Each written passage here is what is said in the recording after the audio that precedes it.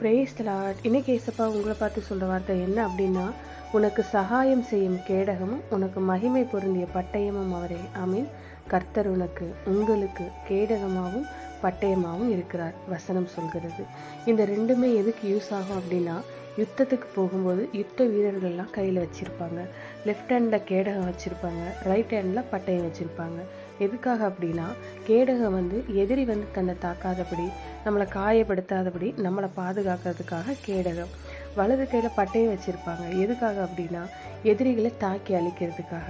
கர்த்தரே நமக்கு கேடகமாகவும் பட்டயமாகவும் இருக்கிறாராம். எல்லாம் கரெக்டு தாங்க.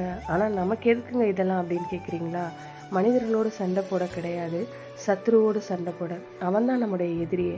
அவன்தான் பிரச்சனையை உண்டாக்குறான், பயத்தை உண்டாக்குறான், கலக்கத்தை உண்டாக்குறான், வேதனையை உண்டாக்குறான். நம்ம குடும்பத்தில் பல நஷ்டங்களை, பல பிரச்சனைகளை உண்டாக்குறான், நம்மளை தாக்குறான். அவனால் நம்ம சேதப்படாதபடி நம்மளை பாதுகாக்கிற கேடகம் தான் கர்த்தர். பட்டயமும் அவர் தான். விசுவாசிக்கிறீங்களா? அப்படின்னா விசுவாசத்தோடு சொல்கிறீங்களா? எங்கள் நல்ல தகப்பனே, அப்பா, நீங்கள் எனக்கு கேடகமாகவும் பட்டயமாகவும் இருப்பதற்காக ஸ்தோத்திரம். நீங்கள் என் பட்டயமாக இருப்பதால் அந்த சாத்தானை வெட்டி வீழ்த்துகிறேன் இயேசுவின் நாமத்தில்.